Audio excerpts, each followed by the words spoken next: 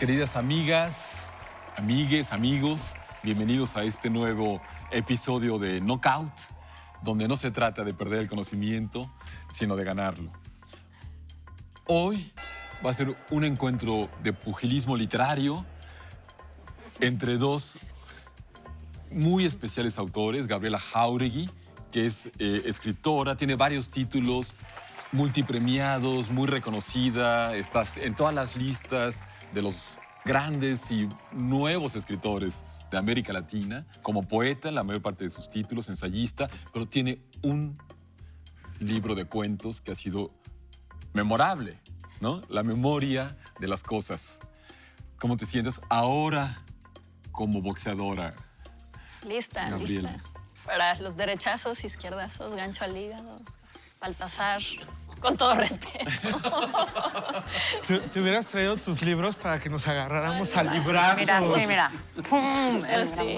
Sí. Muchísimas gracias, Gabriela. Gracias por invitarme. No, y en la esquina opuesta tenemos al gran Baltasar Gómez Pérez, que es un narrador e historiador de Santa Úrsula Coapa y, bueno, ha llevado la narrativa de su pueblo, de sus comunidades, a una escritura fantástica.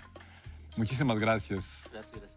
Blanca Salces, muchísimas gracias por estar aquí de manager de Baltasar, y Luis David de todos los santos, las santas, los santes, apoyando a Gabriela. Muchísimas gracias. Les recordamos que Knockout está hecho de 3 encuentros, de 3 episodios. Cada uno da inicio con una pregunta. No se trata de responder a la pregunta con exactitud, sino se trata de dar una respuesta rica, interesante, que nos abra nuevas perspectivas. Y sin más, si les parece, vamos al primer round. La pregunta es, todos sabemos cuál es el cuento más breve en español, pero ¿quién escribió el cuento más breve en inglés? Yo creo que este que escribió de América para los americanos, ¿no? Monroe. Qué horror. Ese es el más malo, pero no sé si el más breve. Es la traducción del dinosaurio seguí ahí cuando me desperté. Exacto. De Monterroso, el de más corto, ¿no? El de lengua española. El de Monterroso, el de Cuando me dinosaurio. desperté. Cuando desperté, el dinosaurio estaba ahí, pero el de En en inglés inglés es no. When I woke up, the dinosaur was... Yo iba a decir Lydia Davis, que es una cuentista fantástica y hacemos cuentos brevísimos, pero no sé si sea bilingüe, así es que... ¿Cuentos cortos es pleonasmo? ¿O los Sí, cuentos pueden ser...? En realidad No. debería de ser, ¿no? Pero es que en inglés, hice una traducción en inglés, son short stories, que en realidad sí es como un pleonasmo, pero estos son más cortos, microficciones. Y en tu caso, ¿cuál será tu cuento más breve? Creo que mi cuento más breve es uno en el que cuento de una mujer que se quiere hacer pasar por embarazada con un melón para irse a Japón, porque en Japón valen muy caros los melones, y ya después sacarse el melón en Japón y con eso fondearse su viaje. Creo que ese es el más breve que tengo. Un melonzote. Sí, Guau, y con un melón, pues ahora sigue un melón, ¿no? Sí.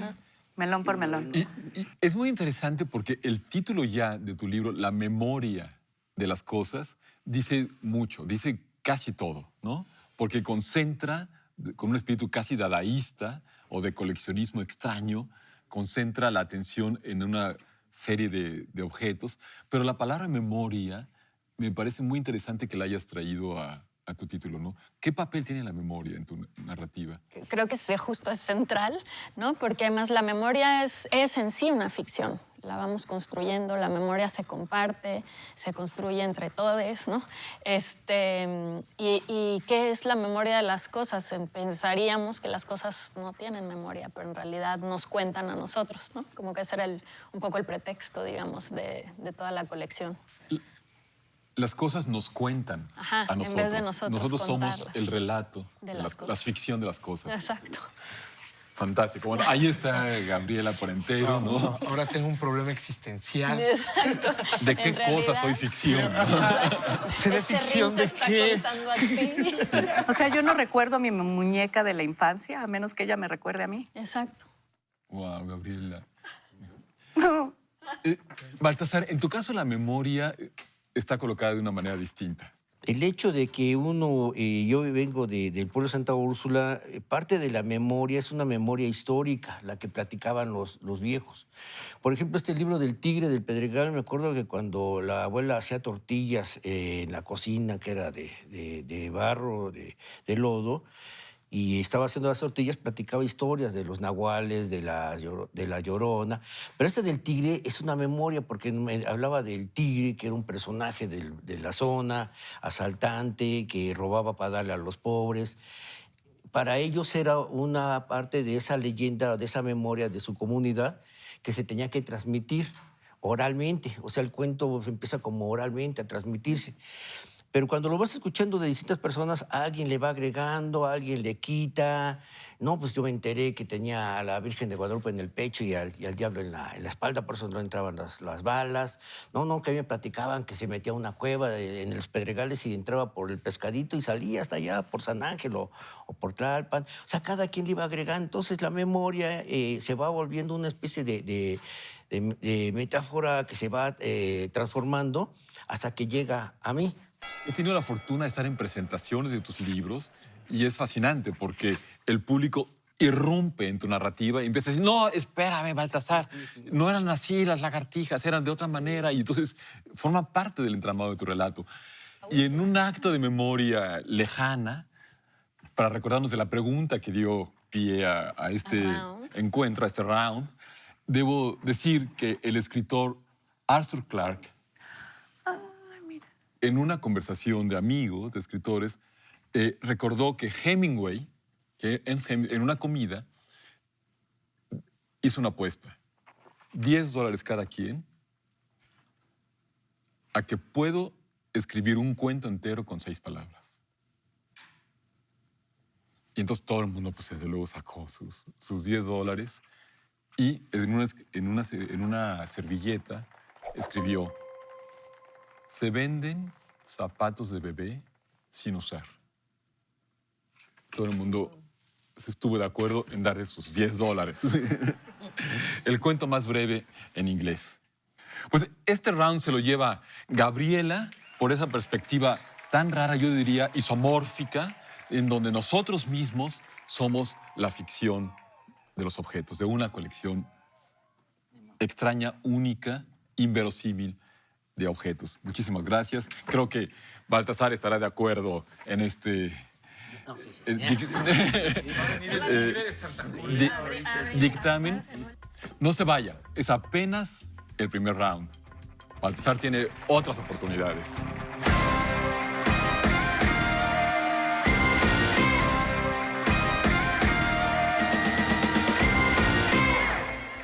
Segundo round, sobre cuento.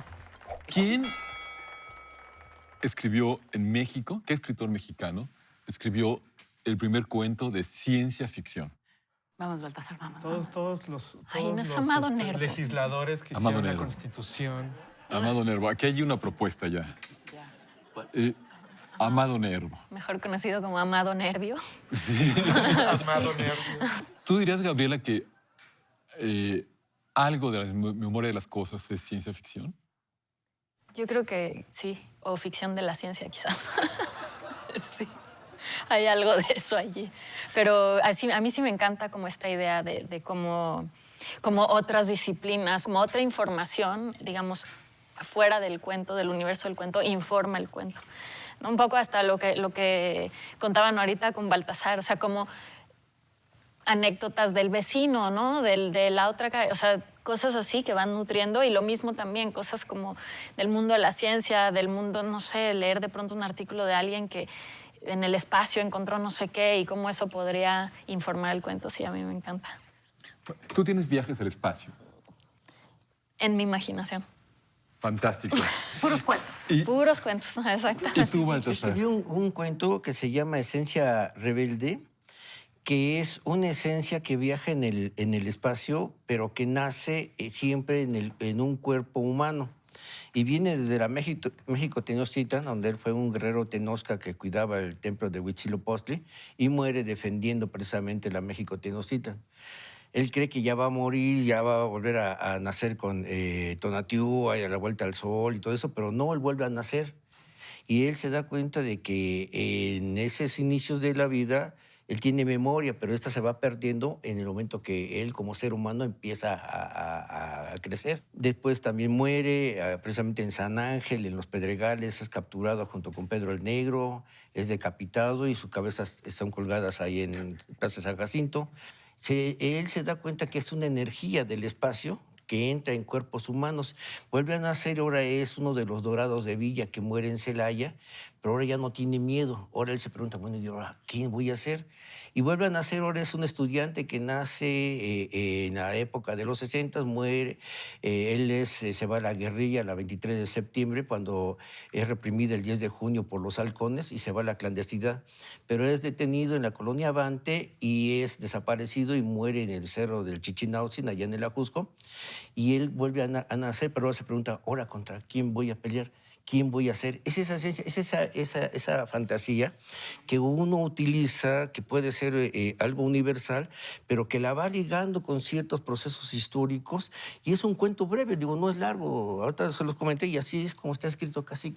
Tú eres un revolucionario, has sido un revolucionario y hasta donde yo conozco, comenzaste a publicar en La Voz de Santa Úrsula. Ah, Voces de Cuapa. Voces de Coapa, perdón. Era un pequeño periodiquito que formamos ahí en Santa Úrsula, en donde decíamos que... Es que la mancha urbana creció de repente, invadió todo, y de repente yo me organicé, bueno, nos organizamos con algunos muchachos, en esa época éramos de preparatoria, de CCH, y le decíamos Voces de Coapa, o sea, queríamos que se nos escuchara nuestra voz también, pero lo que no sabíamos era cómo, y era armando un pequeño periódico donde publicamos desde que hay baches en la calle, de que no hay luz en tal esquina, hasta cuentos. Los muchachos escribían poesías, escribían cuentos, escribían incluso cartas de amor y todo lo publicábamos. Y en tu caso, Gabriela, ¿cómo empezaste a escribir? Yo empecé escribiendo poesía, o sea que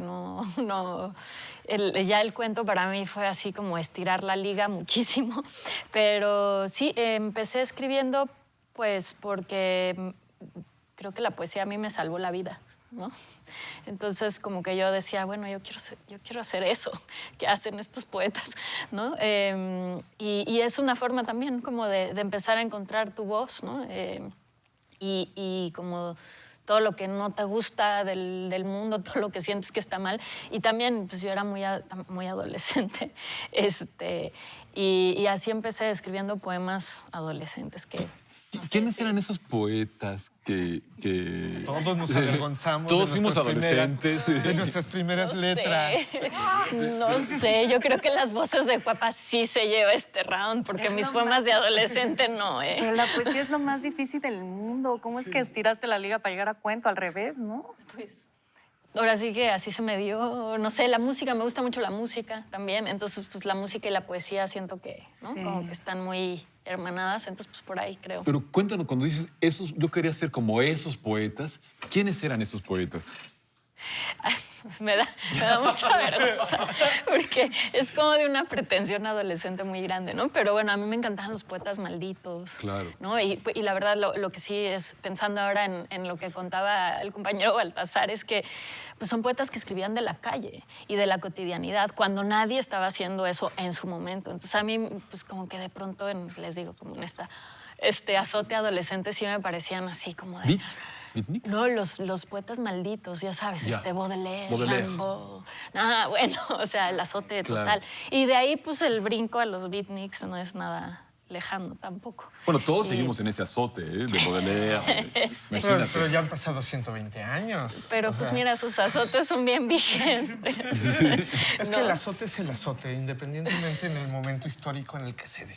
O sea, así empezó en ambos casos un gran viaje y que nos ha alejado también de la pregunta inicial, que es, ¿quién fue el primer autor de ciencia ficción en México?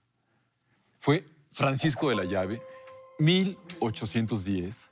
Él publicó Un viaje a Júpiter y a Mercurio, en 1810. Órale. Él es el primer cuento de ciencia ficción. En México. En México, en México. Y en este round, pues en efecto, le vamos a tener que dar el encuentro, se lleva el premio Baltasar, ¿no? Mi hermano. Sí. Aquí, el libro que eligió, quiero decir, es Cuentos de ogros para niños. Espero que no haya un mensaje. No se vayan. Subliminal. Subliminal. Regresamos en unos instantes para el desempate, este tercer round, que va a ser el decisivo.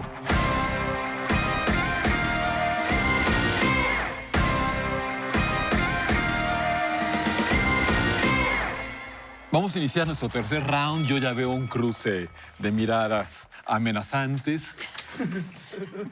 ¿Quién dijo? Más romántico. ¿Quién dijo que el cuento se gana por knockout y la novela por puntos? Ay, o sea, Conrado, ahorita nos los estás diciendo. ¿Cómo se llama el que escribió En busca del tiempo perdido? Exacto, Proust. Fue Proust. yo sabía quién le había dicho. Yo no me acuerdo. Vamos, ¿No es tú también puedes, la memoria de Hemingway? las Eso cosas. siento que eso es otra Tráiganle una cita cosa como para que... de Hemingway. Cortázar lo dijo, ¿no? ¿Cortázar? Corta, puede ser. ¿Cómo sabes cómo ganas en un texto? ¿Cómo sabes que ya está listo, que ya está acabado? Lo más difícil es el inicio, cuando te traes la idea en la cabeza, pero tienes la hoja en blanco para escribirlo, porque yo tengo la maña todavía de escribirlo a mano, a pluma antes. Cerrarlo es como cuando uno acaba ahorita, como cuando estoy platicando estas historias aquí directamente, y siempre como que hay un punto que le da el cierre a todo esto que estoy platicando. Colorín colorado. Algo así como colorín colorado, pero es así de que yo siento que ya cerramos con esto lo que quiero expresar, Fin. mi idea, fin. No, y a veces no necesariamente poner el punto, sino a veces dejar en suspenso. En el cuento en el que escribí, que se llama Las arañas se suicidan en la noche, que se ganó el Premio Nacional de Literatura de Efraín Huerta, nunca puse fin. Lo dejé así abierto. Y me acuerdo que en la presentación que tuve en la hoy alcaldía de Tlalpan, y me decía, oiga, antes de que entre, le quiero hacer una pregunta. ¿Verdad que no se murió el muchacho? Le digo, pues no sé. No, usted debe de saber porque usted lo escribió. Digo, no, pues yo lo dejo al criterio de usted. No, pero dígame, ¿verdad que no se murió? Sentí tan feo que dije, no se murió, creo que por ahí. O sea, se queda así el Mira, cuento. dice, al final dice, sin un clavel, sin flor alguna, solo hojas secas que le ofrenda el vendaval. Así sí. sabemos que se acaba. Bueno, ahí Sin un también clavel. es una canción, pero que tampoco es el final. Es el inicio de o mitad de una canción. La idea a veces para mí es eso, el poder imaginar el texto, pero a veces no hay un colorín colorado. No puedes dejar así que viaje. El cuento seguirá acabando. Dejar A la idea de... una obra abierta. Y en tu caso, Gabriela, ¿cómo ves? Pues justo, ahora sí me robaron mis guantes. Justo iba yo a decir, eso no se vale. Yo iba a decir justo eso, ¿no? Que más que cerrar un cuento, pues de pronto se abre, ¿no? Y eso también es algo que a mí me gusta, que igual en las novelas no puede suceder tanto y en los cuentos de pronto se puede justo dejar esa idea de que el lector o la lectora lo complete o se pregunte, ¿no? Bueno, ¿qué pasó? Porque pueden ser como estos flashazos y un flashazo pues no tiene a veces ni principio ni final, ¿no? Y me acordaba ahorita que decías esta cita que además es muy famosa que dijeron, que le da el nombre al programa, ¿sí o no? De esta otra que dice que un cuento es como un beso de un extraño en un cuarto oscuro, ¿no? Y es un poco eso, ¿no? Como que... ya saqué la artillería pesada. No, pero sí hay algo de eso, ¿no? Como que un cuento es apenas una sugerencia de algo.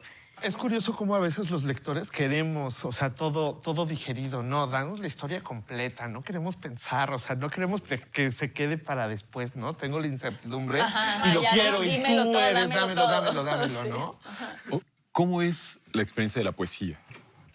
No, pues... En comparación con A el cuento, ¿no? ¿Qué te metes? Exacto. Pues yo, o sea, es todavía más condensada, de cierta forma, ¿no? Como que es... no sé, si pensando en esa cosa, creo que fue... ¿Quién fue? Alguien decía, no, las novelas son matrimonios. Y pues un poema así es así como el faje en el antro, ¿no? O sea, Rapidín. con su perdón. No, pero sí hay algo así, ¿no? Como de algo que te trastorna completamente y luego te suelta y te deja ahí a veces como trapo o a veces completamente extasiada o no sé, ¿no? Como que hay algo del poema que tiene una intensidad, pues. Sí fue, esto sí me la sé, fue Faulkner que dijo, yo en realidad quería ser poeta, pero como no pude, intenté el cuento y como fallé, me volví novelista. Es el me fregué la rodilla. Exacto. Iba a Sí, ser ¿no? poeta, pero me chingué la rodilla. Pero pues acabé de novelista. Baltasar, en tu caso, la poesía juega un papel en lo que has escrito. Fíjate que ahorita que escuchando a Gaby, es bien interesante.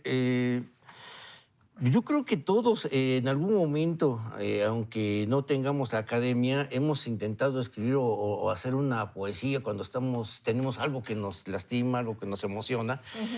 Él me decía, hace poco falleció mi padre y me decía, hay una banda que le dicen Los Petros, que es una banda tremenda.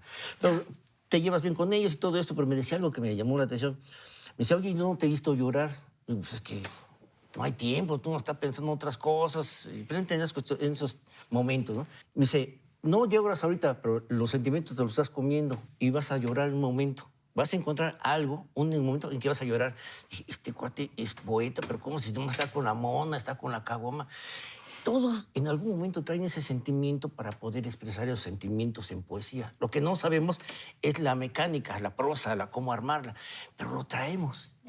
Él me quiso decir algo. Yo siento que quería pararse y darme la razón, pero como es el barrio, es el de la banda, pues no puede, tiene que demostrarse. Entonces me doy cuenta que todos traemos ese tipo de sentimientos. Yo digo que sí. Cuando yo vi el Pedregal, vi la zona de Cuapa, que era verde, los ranchos, las vaquitas, el Pedregal, los tecuiches, las lechuzas, los cacomis, todo eso me inspiraba. Fue la respuesta correcta a la pregunta, la dio Baltasar, porque fue Cortázar, Julio Cortázar, quien dijo que el cuento se gana por nocaut y la novela por puntos. Pero, mi querido Baltasar, no hay que confiarnos porque yo creo que hay que reconocer que esa definición de cuento, esas definiciones de cuento y de poesía de Gabriela ameritan un empate. Entonces, en este round es un empate, ¿no? Dos. Celebrar. No, vamos a pelear. No, vamos a pelear aquí. Entonces, Un chinchampú. termina en un luminoso y abierto, como los cuentos, empate. Y esperamos de ustedes muchos más escritos, muchos más libros, muchas felicidades. No se vayan. Los esperamos en nuestro siguiente episodio de Knockout, donde no se trata de perder el conocimiento, sino de ganar.